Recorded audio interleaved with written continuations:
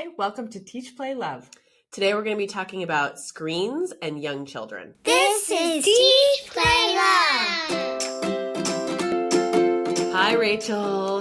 Here we are again. Here we are. We're actually in our studio today, which I love. I know. I love doing these in person with you. Mm-hmm. We're talking today about screens, screen time, young children. I'm looking around this room we're in. There's like at least 5 or 6 screens just in this room with us today. They're everywhere. They are everywhere. And I think it's important to emphasize that we're talking about young children. And I have older children. And so I think immediately about them when I hear this topic. But we're really focusing on that 0 to 8. And we're also talking about screens intentionally. And a lot of times when we talk about technology, we're talking about all types of technology. Yeah. I'm constantly reminding people what the definition of technology is. It's really tools that help you accomplish something. So a doorknob is technology. So and that's what we do when we're working with young children and we're thinking about STEM. We talk about all of technology. Right. But here, I'm going to circle us back here. Today, we are really talking about screens because this is the thing many parents are wondering about related to technology and the thing that we think of first these days when we think about screen tech. Because children now, that 0 to 5 age group, I think now more than ever, I'm going to sound really like an old crotchety lady, but like they're very fluent in screens in a way that even my children weren't 15 years ago. Well, just to make us feel better about our age, the pace of change is really rapid, more rapid than ever. Technology is helping with that. Yeah. And that these kids now, and not just the ones born or that 0 to 8 now, but there's this idea of digital natives that they've never not had this technology. That's right. Or screens. They see it in our lives. We're paying for things. We're using everything. We're I don't know why we call them phones. They're computers in our pocket. And one of the things, and actually more rare to use it for, is to actually call somebody. I don't call anybody on my phone. I know, I'm like, who's calling me? No. But so our kids are seeing that, and it's just part of life. They've never known life without that. So every generation that had to learn how to use those tools still sometimes will say, like, I feel old about this. I can't learn as much. We didn't build those synaptic connections at the beginning of our lives. And so we aren't native to it. We are learners constantly. And so it does make us feel like, what's going on? Why is this so exciting? It's very disorienting. And it's hard for us to want to use it sometimes. It's because you think, well, I've gotten through life just fine without knowing these 10 different features on my iPhone. And why do I need a brand new camera? I was teasing my youngest daughter. I was with her over the weekend, and she was very excited because she got a digital camera for her birthday. It's circling back. And she was like showing it to me. I'm like, I had this. She's like, you should be more excited about this, Mom. It's so cool. Look at the phone quality. I'm like, or camera quality. I'm like, don't start with me about camera quality. This is why you said you needed $1,000 iPhone a couple times ago. And now we're to the $50 digital camera. It's amazing. My daughter also has one, and she's thrilled about it. They think it's so cool that it just takes pictures. Yeah. And so they're like the opposite of us. So I'm like, that I do actually know about. I totally know about this. Exactly. So it's coming back around again. Right. I think we should start by just talking about amount. This is a question I get from families of young children a lot. When you're talking about 0 to 5, 0 to 8-year-olds, how much time should young kids be on screens? And we have some good recommendations on this from the American Academy of Pediatrics, who have done, all the meta-analyses that we don't have to do. And essentially they did actually adjust this a few years ago. They lowered a little bit. They used to say no screens under 2 years of age. Now they're saying 18 months and under, try to avoid any screen time, which for anyone listening right now who feels like, oh no, I failed at that. So did I. Yeah. This is not, it's a nice recommendation. But what they do say, especially after we all live through a pandemic, is if you're going to have your infant or young toddler on a screen, try to make it a FaceTime, a Skype, a Zoom call with someone, maybe a family member or a friend who doesn't live nearby, because that's actually as good as it gets. It's a really high quality screen moment is when your infant or toddler is seeing someone's facial expressions. Right. They're asking a question. There's a serve and return happening. They might be commenting on something in the background or like a toy that your child's holding. So that's as good as it's going to get for that youngest age group. Yeah, I know it's a hard recommendation, especially if you have older kids that are using screen time, or you have a heavy TV habit for some reason or whatever, but there's screens on in the background. You have to think about those as well. And I think our listeners know this, pay a lot of attention to research and make sure we're always up to date and thinking about what the current recommendations are, and research marches on. That's a good thing. Science changes and we learn new things. That's the scientific process. And so the adjustments and recommendations might change, but CDC is still holding strong at 2 years. And so I think it's really important to just really, while that feels challenging sometimes, to just understand why and to see what you could do around that. So that interactive media has always been something we know is better for children. Yeah. Sesame Street, or we used to watch Blue's Clues a lot, and I'm as excited that Steve is coming back as anybody. I keep sending it to my kids because Steve was an important part of our. I think that's how folks now feel about Ms. Rachel. There's a lot of exactly. More you get really connected. Yes. But the reason why is because they're interactive. They're asking you questions. You're responding to them. Your child's responding to them. Those are good technology experiences. If you don't need the technology, there's not a screen experience your child needs. So take that. It's not helping them more than something they can get without a screen. So take that out of the equation. But if you're going to use screen time, look for those interactive opportunities. Yes. And that is the magic behind something like Sesame Street or Blue's Clues or any of those shows that has that interaction where your child has to think and participate and feel like they're engaged versus passively consumed. It's huge. It's huge. And it's something that I think we don't take into account enough as parents and families, because it is so easy to just flip on whatever's on YouTube and hand it over. And I know that makes it sound really simple. I know that not everyone's doing exactly that. But if we're thinking about that 18-month-old to 5-year-old crowd, the recommendation goes up to no more than an hour a day. Okay, an hour. Depending on the kind of day you're having with your child, that's either like, whoa, that's a lot of screen time, or that's a drop in the bucket. Yeah. I wish this kid could spend 8 hours on screen time because I've got a million things to do and I'm stressed out. There's a lot happening. So in those situations, whether you're under an hour or over an hour, that's up. Those are what you need to make, those decisions that are best for you and your family and your child. But when you're deciding now is a good time for screens, there are a lot of things to consider, just like you just said. Like how can you make those decisions about what type of screen time should my child be having? Yeah. So I think what we just talked about is really important, is just think about the quality of this, of the screen time or the video or the show or whatever you're going to use is.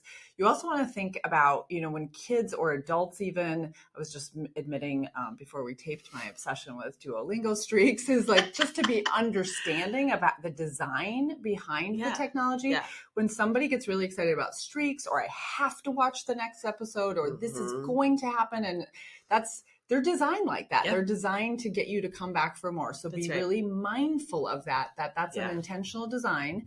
And your child doesn't have the executive function or cognitive skills to understand that's happening to them or how to get out of it. There's dopamine involved in that. There's so you want to try to avoid the things that start causing that addiction or that addictive sort of behavior or compulsive behavior around screen time. So looking for just really dissecting what's happening. Yeah.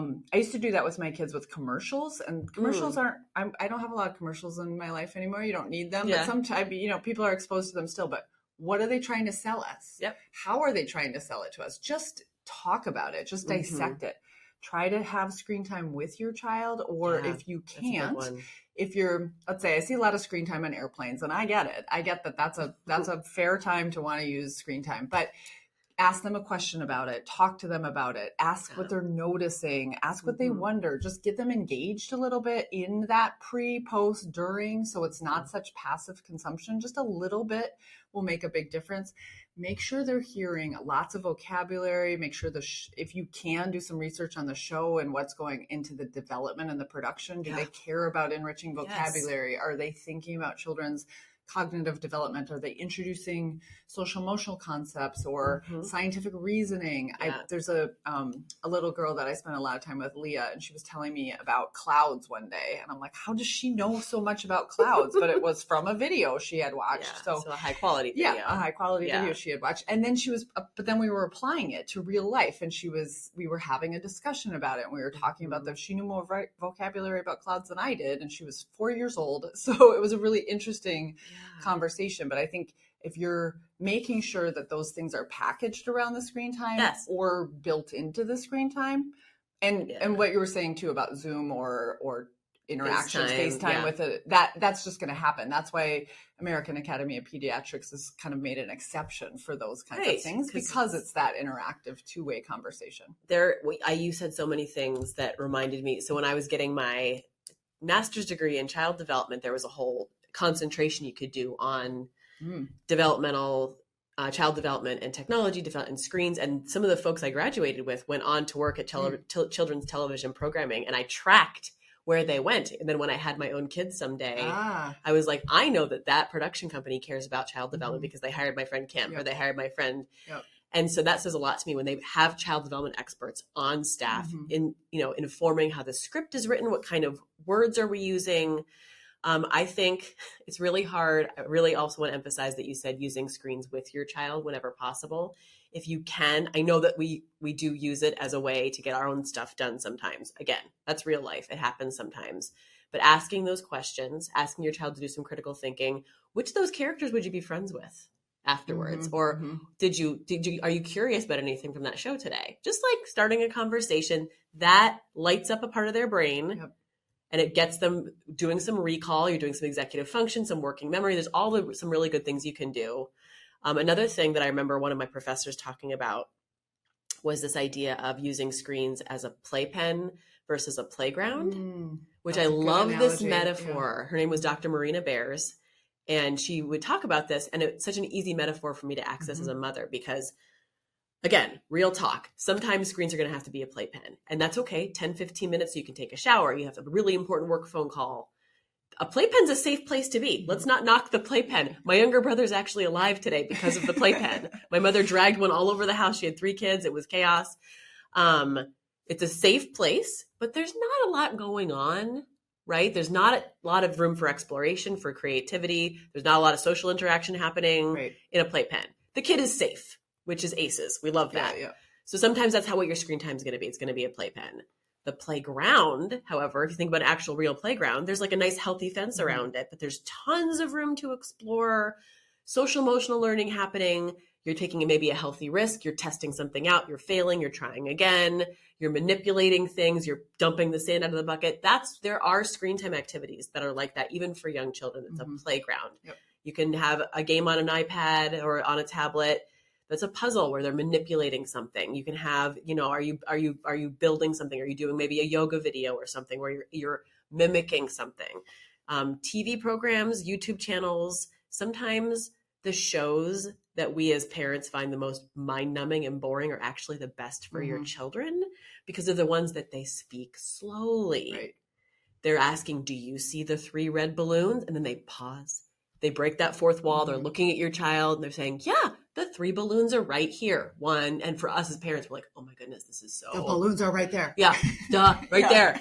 But for a toddler or a preschooler, this is fantastic screen time. This is, again, as pretty much as good as it's going to get besides like a FaceTime with grandma or grandpa. So just some things to keep in mind. If you're wondering to yourself, is this a high quality screen activity? Say, is it a playground or a playpen? Not again, playpen happens sometimes, but I would say more often than not, we're shooting for a playground. And just the awareness, right? Is if you can be a critical consumer of screen time on behalf of your child, that is just so much. You're 50 steps ahead of where you were if you weren't doing that before. And just thinking about it and making it those intentional decisions. I'm going to use my phone in this situation because of this, and I know this is happening, versus just using it. Because when you do that, you interrupt some opportunities for development. And that's what we see happening a bit, is we're seeing kids having disrupted development or not having the strength in some developmental milestones that research is kind of indicating screens are part of what's getting in the way of that. So so I like that idea of like, what are you substitute? Like, what are you interrupting an opportunity for learning? Right. And I think one of the things that we're interrupting a lot when we use screens is this ability to self-regulate and to manage impulses. And so the screen, let's say it's a phone, if you hand it to your child when they're kind of frustrated in a store or something, it does calm them down. So it's a short-term solution, but they don't learn how to manage frustration. That's right. And so the next time you're going to have the same situation, and the next time you're going to have the same situation. So find the times that you have the capacity as a parent to manage supporting your child through learning that regulation. Right. You got to make sure they're old enough and that they have the capacity. You don't want them frustrated for an hour. And that's a whole nother episode. We can talk about how to do that. But just thinking about what they're not going to learn when you're giving them this passive thing to consume. And so I think we should talk a little bit more about how to think about that process and what you can do instead. Yeah, we should definitely talk more about limit setting and about habits that you have at home with screens. We're going to take a quick break and we'll come back and talk about all that. Did you know that you can get the Teach, Play, Love brand of learning for your preschooler every day? The very people you trust for parenting advice are behind our Bright Horizons preschool program. Learning adventures that inspire kids to reach their unique potential. One-of-a-kind preschool for your one-of-a-kind kid. That's Bright Horizons. Enrollment is happening now. Visit brighthorizons.com to find a center near you. Okay, so let's get into habits a little bit. I think this is going to be one, again, where parents have to take some intentional time to think through their habits. Yeah. We've, as adults, gotten to make decisions about our screen time, but it's just become pervasive in all of our lives. So it's just everywhere. So actually, the first thing we should do is ask, did we make decisions about this? Did we really think this through? So, because your kids are going to pick up on your role modeling and the habits and what they're exposed to. So a couple things that I think are quick ones that you can assess. They might not be so easy to address, but let's say assess. Is how much you have TV or screen or on in general. Do you always have it running in the background? And certainly I can go on a tangent about making sure that if that's true and you're unwilling to change that habit, making sure you know what is on in the background, because if it's really news important. Or adult, shows that are more geared towards adult, that actually adds to other challenges. But I would strongly encourage people to work on that habit significantly. If that's something you have going on in your life, can you have music on in the background, or what is the purpose of having it on? Also thinking about, I know this is going to be a hard one, and I know some of my friends and even colleagues are going to struggle with this one, is where are your televisions or your screens in your house? Yeah. A lot of people have them in bedrooms. It's not the greatest habit even for adults. It disrupts sleep and all sorts of things. So we just, but we're not talking about adults here. And what we are saying, what I am going to say is, keep those screens out of your kids' bedrooms. Yes. You can't monitor what they're doing, and you're building a habit unintentionally, potentially, that you do not want to go down that road. So it's just it'll be, if there's a screen in there already, there might be a short-term challenge to take it out of it. Yes. It might be a short-term big challenge, but then it'll be done. Yep. And then you'll get past it, but especially if it's a permanent screen. Maybe... And I see a lot of kids with their own iPads now too. So you just want to think like that needs to get checked into the kitchen at night, onto a charger or whatever.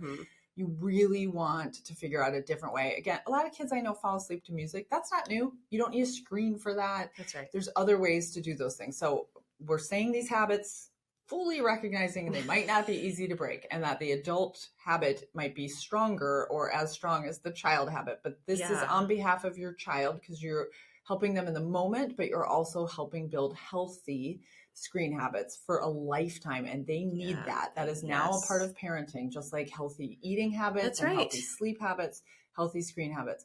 And speaking of healthy, one other one, don't watch anything during mealtime. Oh, I was wondering if we were going to bring that up. So I was thinking, as you were talking, like there's a couple different zones, like there's actual physical parts of the house where I try not to have screens, and there's times of the day where we in our family have worked really hard to set boundaries around. No, this is a time of the day when screens need to be put away. Yeah. All screens. The Celtics game's going off. Yep. The phones are going in pockets or over on the kitchen counter, For adults too. And this Everybody. is hard for my husband and I. Everybody. We're You busy can't people. instantly find the answer to something. Oh, No Googling. it's the worst. And at dinner Yeah. conversations, we have good conversations, and I'm itching to Right. get Google out to I just just be wanna- like, I don't know, how big is a penguin when it's a baby? I need to find out right now.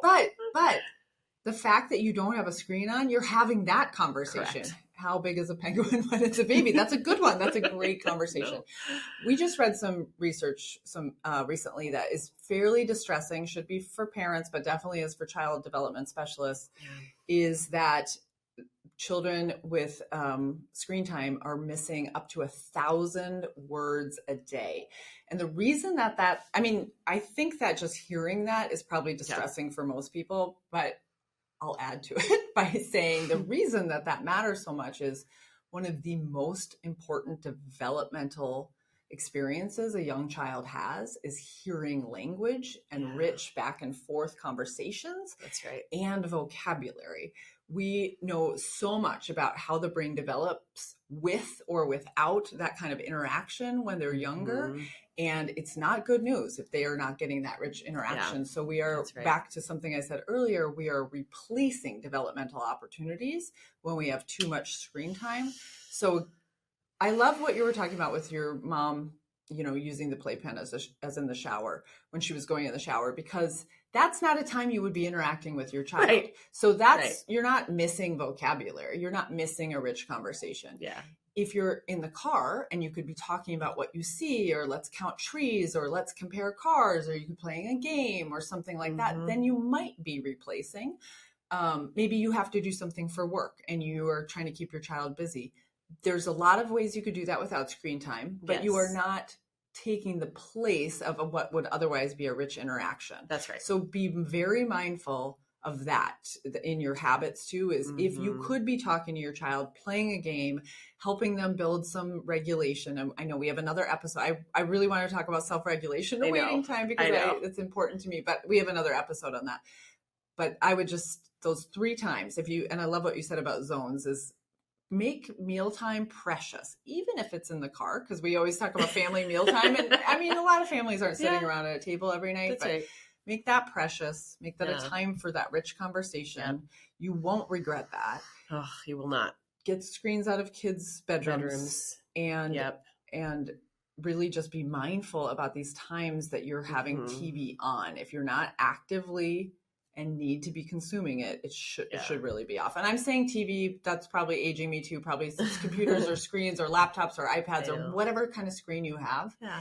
Just make sure it's not constantly running in the background. It's not constantly running in the background. And I will say, this is hard. What we're asking you all to think about and consider doing, it might be a major shift in your family culture and your family habits and routines and traditions. And it might be, like you said, like a very challenging few days while you try to downshift into a different sort of routine. And maybe don't do it all at once. Yeah. Maybe pick one battle to start with. Mm-hmm. But I will say, I cannot emphasize this enough. If you can do this while your kids are young, it will be so much easier than trying to do it with a 10-year-old or a 16-year-old.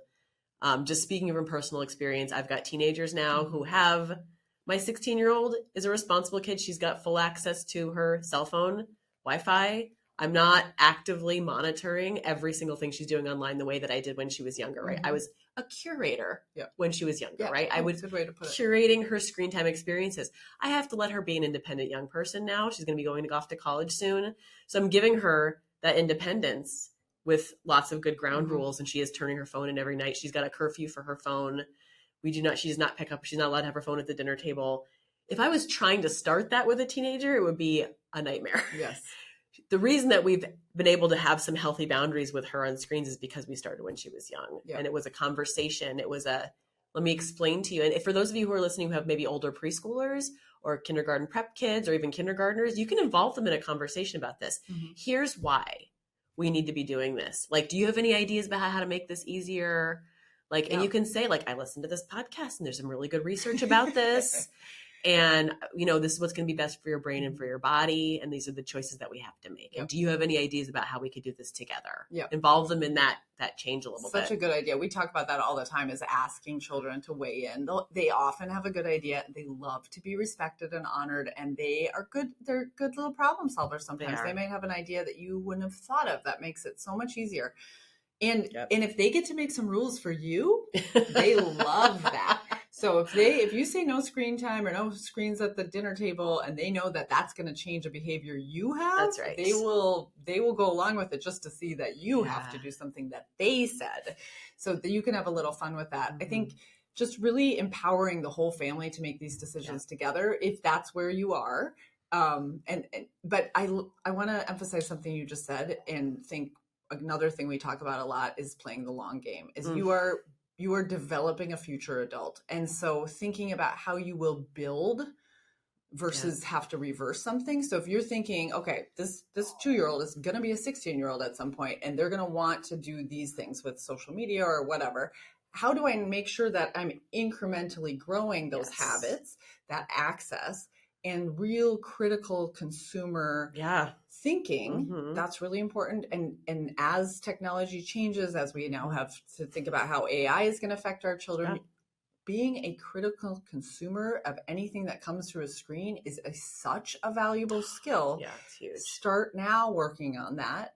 And you will not, there's nothing about what we're recommending that you will regret long term. That's right. You could and very likely would regret not doing some of these things long term. So short term pain, long term gain. I feel like that's a phrase people say all the time, but I'm saying it here. I think it's really applicable to screen time in young kids. I think short term pain for long term gain is exactly right. Right. It is, again, it's hard, and it's hard. Yeah. It's hard. But just like, again, back to like nutrition or anything, it's so much easier to just grab some snacks and not worry about what's in them. But of course we don't want to do that. We want to think about what's healthy for our kids, build good palates, build good nutrition. And now we have to do that with screens and what's coming through any kind of technology to our kids. And I know we started saying we're not talking about the adults, but this is all good for the adults too. Yeah. So the moments that you're away from input will be healthy for you. The moments that you are role modeling and thinking in your mind, I really would like to look something up right now, or I need to do this, or I need to send 5 emails or texts or whatever. The break for you will allow you to be present, will give your brain a break. There's help with stress, anxiety, all the important things that are for adults too. So you can be more mindful and present, feel better yourself. So there's this secondary benefit of you doing this for your child. So it's all good, even though it's not always easy. And I think just generally what we're being empathetic, but also really putting a strong underline about how important it is to be a conscious and critical consumer of anything that comes through a screen. And there are quality and quantity issues to think about, but we also know parents can do it. We have faith in everybody. You can do it. You can do it. Get parenting advice from Rachel and Claire. You can leave them a voicemail by calling 617-673-8881, and your question may be answered in a future episode of Teach, Play, Love. You can also send them an email at teach.playlove@brighthorizons.com. For more expert guidance on early childhood development, check out our family resources at brighthorizons.com. Thanks for listening. Subscribe to us. Find more episodes on Apple Podcasts, Spotify, or wherever you get your podcasts. See you next time on Teach, Play, Love. And discover parenting as the joy it was meant to be.